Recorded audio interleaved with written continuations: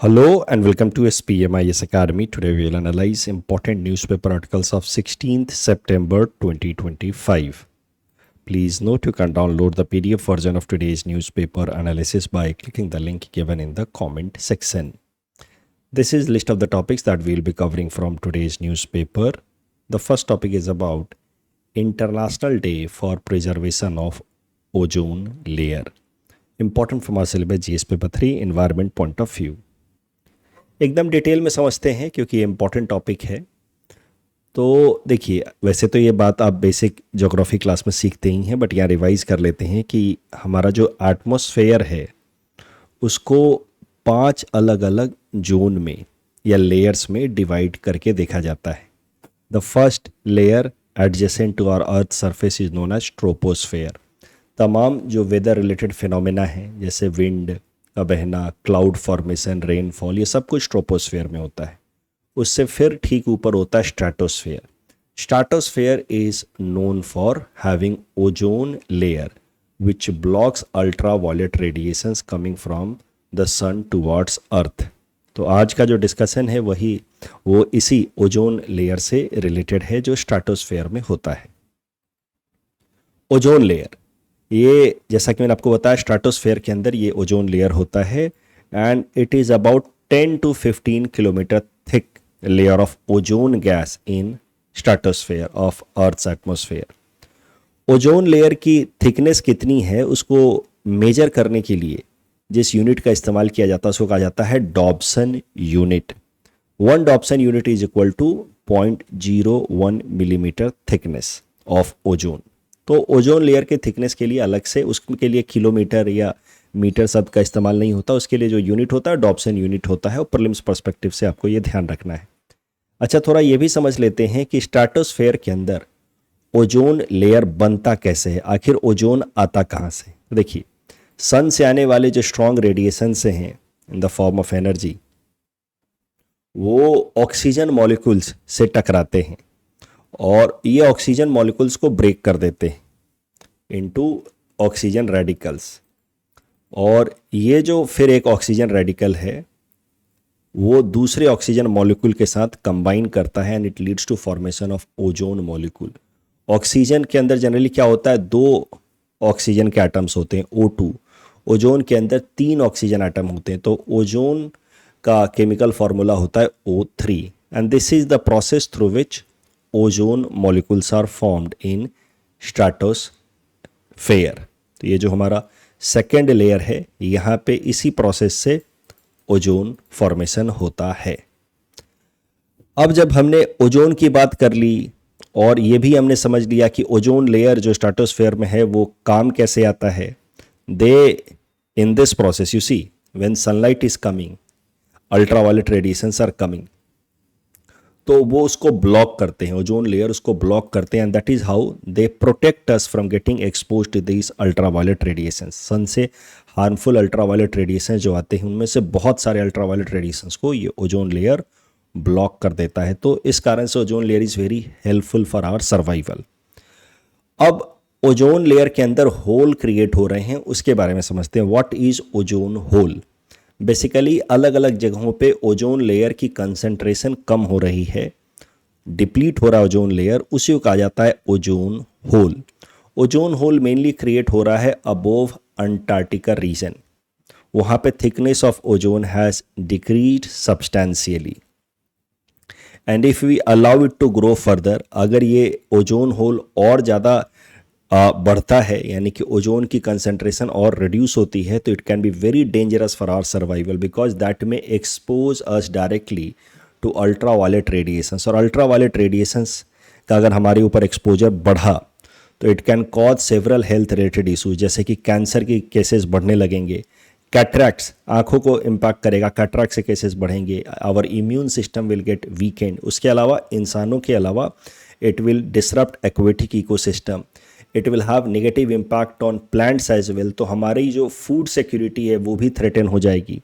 तो ये सब खतरे हैं अगर हम ओजोन लेयर को और बढ़ने, उसको और डिप्लीट होने देते हैं, तो ओजोन होल को और बढ़ने देते हैं। तो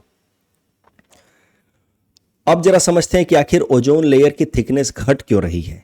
या ओजोन लेयर के अंदर होल क्यों हो रहा है? इसके पीछे कारण है रैपिड इंडस्ट्रियलाइजेशन। इंडस्ट्रियलाइजेशन के कारण कुछ कुछ ऐसे पॉल्यूटेंट्स रिलीज होते हैं which are known as ODS, ozone depleting substances.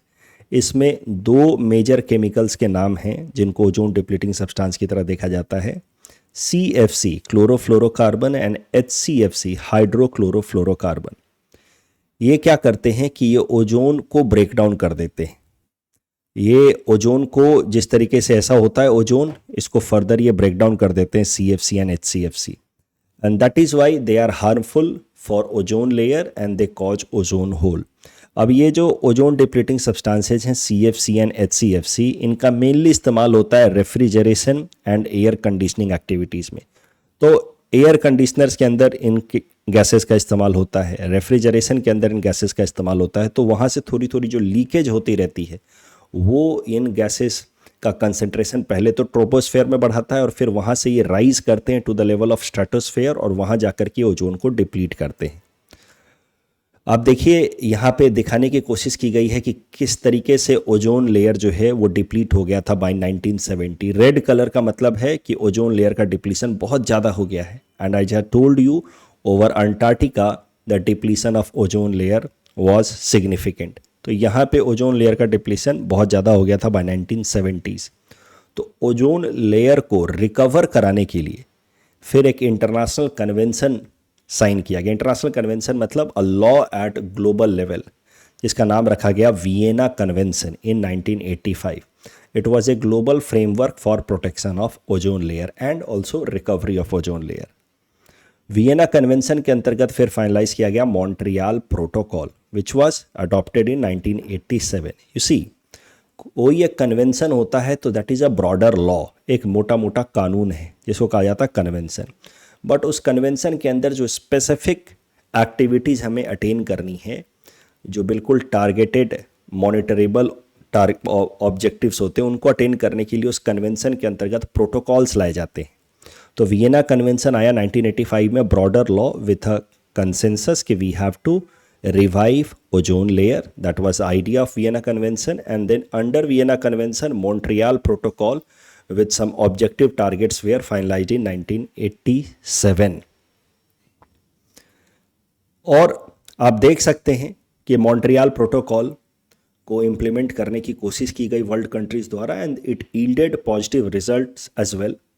And over a period of time, देखिए आइडिया तो बन नहीं लगा था 1970 से कि ओजोन लेयर डिप्लीट हो रहा है, तो वर्ल्ड कंट्रीज अपने लेवल पे, इंडिविजुअल लेवल पे वर्ल्ड कंट्रीज धीरे धीरे इन ओजोन डिप्लीटिंग सब्सटेंसेस का कट डाउन कर रहे थे, CFC एंड HCFC का। इसीलिए ओजोन लेयर की रिकवरी तो शुरू हो गई थी 1970 से ही, but 1985 and specially after 1987 Montreal protocol the recovery was steep and fast. So by now ozone depleting substances का यूज़ काफ़ी कम हो चुका है, and the ozone layer has recovered to a great extent. लेकिन अब दूसरी समस्या आ गई because of this Montreal protocol. क्या समस्या आई वो भी जरा समझते हैं। देखिए, world countries under Montreal protocol agreed that they will cut down usages of CFC and HCFC, and CFC and HCFC का इस्तेमाल लगभग 98.6% तक रिड्यूस किया जा चुका है। But the problem is कि CFC and HCFC they were used for cooling purpose in refrigeration and air conditioning activity. So अब इनका alternative लाया गया in industries in form of HFC, hydrofluorocarbon. तो CFC and HCFC were replaced with HFC. And HFC is not an ozone depleting substance. इससे ozone layer को कोई negative impact नहीं होता है। बट द प्रॉब्लम इज कि HFC is a powerful green house gas, तो इस कारण से ग्लोबल वार्मिंग का इम्पैक्ट जरूर देखने को मिलता है। तो हमने CFC को एलिमिनेट किया, इसका इस्तेमाल करना काफ़ी कम किया, HCFC का इस्तेमाल करना काफ़ी कम किया, लेकिन इसके जगह पे क्या ले आए, HFC हाइड्रोफ्लोरोकार्बन, ये which is a zero ozone depleting substance but it has high global warming potential, इसका ग्लोबल वार्मिंग पोटेंशियल ज़्यादा है। तो इस कारण से फिर मॉन्ट्रियल प्रोटोकॉल के अंदर एक अमेंडमेंट लाया गया 2016 में, उसको नाम दिया गया Kigali amendment. Kigali amendment aims to phase out HFC as well. इसका भी प्रोडक्शन एंड कंजम्पशन को फेज आउट करना है। तो Kigali amendment has been brought under Montreal protocol.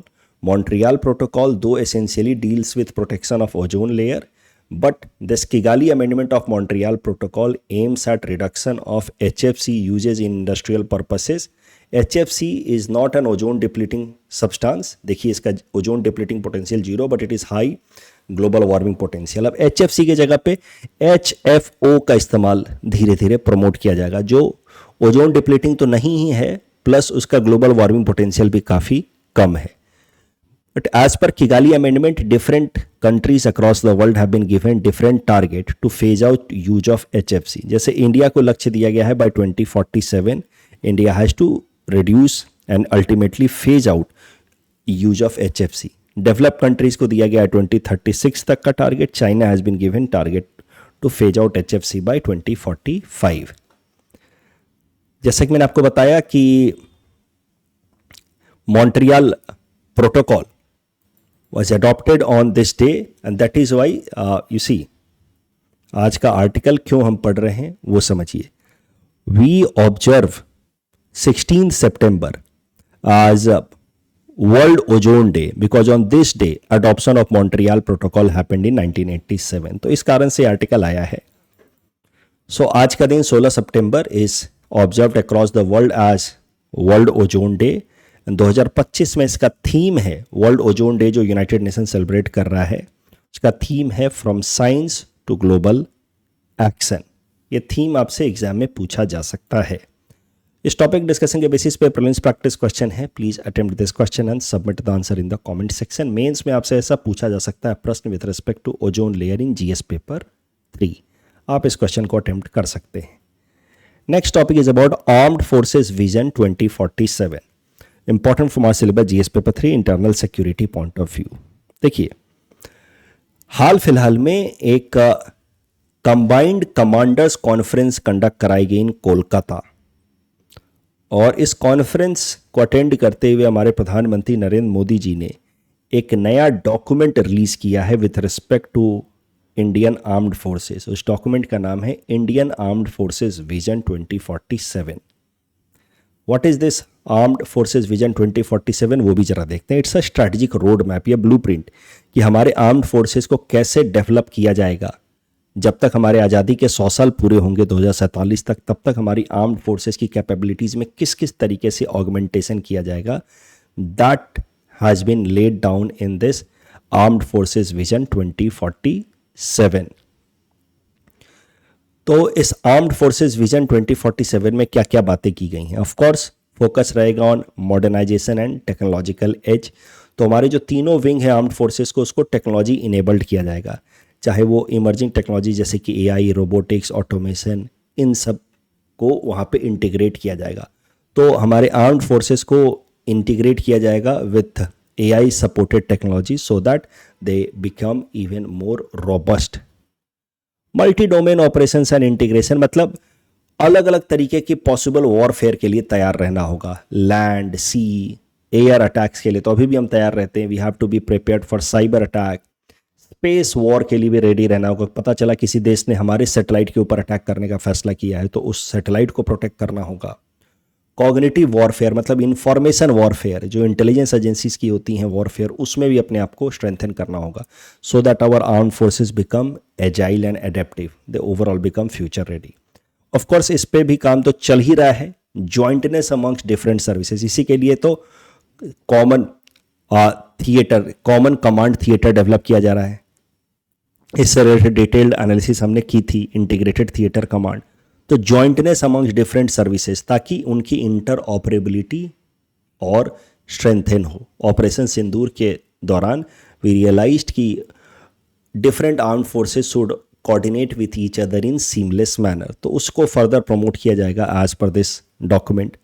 Self reliance, आत्मनिर्भरता एंड डिफेंस मैन्युफैक्चरिंग ज़्यादा देश के अंदर हो, इम्पोर्ट डिपेंडेंसी कम हो, और उसके लिए ज़रूरी है कि हमारे यहाँ की जो डिफेंस मैन्युफैक्चरिंग कंपनियां हैं, प्रीमियर कंपनियां जैसे कि DRDO या BEL वो गवर्नमेंट रन कंपनियां हैं, उसके अलावा private entities, startups, research and development institutions भी पार्टिसिपेट करें, ताकि एक लोकल इकोसिस्टम स्ट्रेंथन हो हमारे देश के अंदर with respect to defence manufacturing.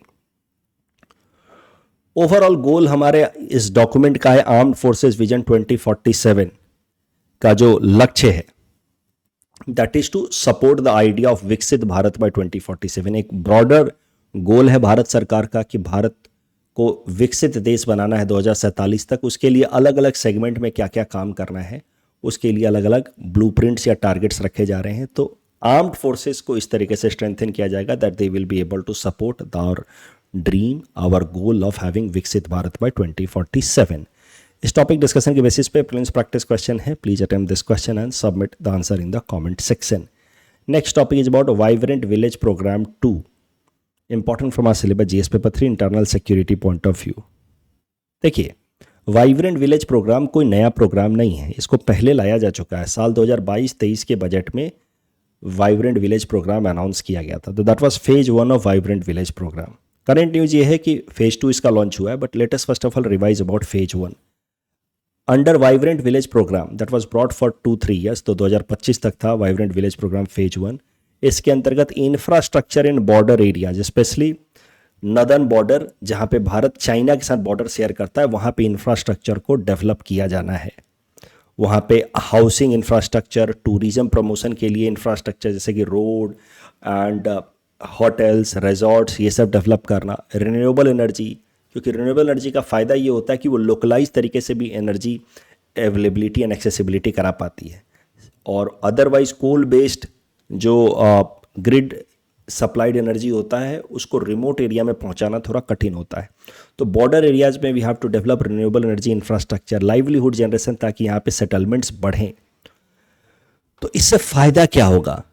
इससे इकोनॉमिक लक्ष्य तो पूरा होगा ही होगा, इकोनॉमिक अपॉर्चुनिटीज़ वहाँ पे लोकल पॉपुलेशन के लिए खुलेगी, वो तो हैं ही, साथ ही साथ हमारे बॉर्डर भी प्रोटेक्टेड होंगे।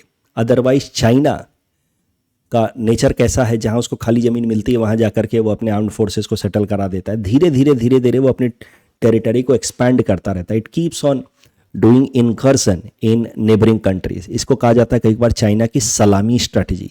तो चाइना इसके पहले कि हमारे देश की धरती को में धीरे धीरे एक्विजिशन करे, हम लोग क्यों ना बॉर्डर एरियाज में ही अच्छा खासा सेटलमेंट बढ़ा दें और थ्राइविंग इकोनॉमी वहाँ पे बना दें कि चाइना फर्दर इनकर्सन कर ना पाए। तो इसी आइडिया से गाइडेड होकर के वाइब्रेंट विलेज प्रोग्राम लाया गया ऑन इंडिया चाइना बॉर्डर 2022-23 में। It was a centrally sponsored scheme. तो पहली बार लाया गया था तो it was centrally sponsored scheme. And overall vibrant village program is launched by and run by Ministry of Home Affairs, of course in coordination with Defense Ministry, but इसको launch करने वाली centralised body जो है वो है ministry of home affairs. तो mains में अगर कभी आपसे सवाल पूछे कि भारत और चाइना के बॉर्डर को डिफेंड करने के लिए अलग अलग क्या क्या इनिशिएटिव्स लिए गए हैं, उसमें आप वाइब्रेंट विलेज प्रोग्राम के बारे में भी लिख सकते हैं। तो ये तो बात हो गई phase 1 of vibrant village programme की। अब हाल फिलहाल में भारत सरकार ने फैसला लिया है कि वाइब्रेंट विलेज प्रोग्राम का फेज 2 भी लाया जाएगा, which will be applicable till 2028-29 and it will be a central sector scheme. Phase 1 था सेंट्रल स्पॉन्सर्ड, फेज 2 होगा central sector scheme. And this also is aligned with our goal of having Viksit Bharat eight 2047। तो हमारा देश को विकसित बनाना है, उसके लिए जरूरी है सेफ सिक्योर्ड बॉर्डर्स हो हमारे, और उसी लक्ष्य को पूरा करने के लिए वाइब्रेंट विलेज प्रोग्राम 2 लाया गया। Vibrant village programme 2 how it is different from phase 1। यहां पे सिर्फ इंडिया चाइना बॉर्डर पे फोकस नहीं किया जाएगा। Under vibrant village program mainly northern border and that too on India China border पे फोकस किया जा रहा था। Now the focus will be on other land boundaries as well. So focus will be on development of land boundaries in states like Arunachal Pradesh, Assam, Bihar also shares border with Nepal, Gujarat, Jammu Kashmir, Ladakh, Manipur, Meghalaya, Mizoram, Nagaland, Punjab, Rajasthan, Sikkim, Tripura, Uttarakhand, Uttar Pradesh, West Bengal, ये अलग अलग states in and union territories, यहाँ पे अब vibrant village programme implement किया जाएगा। मतलब इन सारी एरियाज में जहाँ जहाँ पे भी हमारा लैंड बॉर्डर है विद सम फॉरेन कंट्री, उनके साथ अब हम लोग इंफ्रास्ट्रक्चर वहाँ पे बॉर्डर एरियाज में स्ट्रेंथन करेंगे ताकि वहाँ पे एक थ्राइविंग कम्युनिटी बने और किसी भी पॉसिबिलिटी ऑफ इनकर्सन को प्रिवेंट किया जा सके। तो ध्यान रहे कि phase 2 will focus on comprehensive development of villages in blocks adjoining international land boundary excluding northern border, क्योंकि northern border was already covered in phase 1, तो फेज 2 में northern border को एक्सक्लूड करके बाकी एरियाज पे फोकस किया जाएगा। इस टॉपिक डिस्कशन के बेसिस पे प्रीलिम्स प्रैक्टिस क्वेश्चन है। Please attend this question and submit the answer in the comment section. Next topic is about pink tax, important from prelims exam point of view. तो pink tax से related एक article आया था कल के the Hindu newspaper में, आज देख लेते हैं इसके बारे में। देखिए, पिंक टैक्स ऐसा कोई फॉर्मल या ऑफिशियल टैक्स नहीं है, ये सरकार कोई टैक्स लगाती हो, ऐसा कुछ भी नहीं।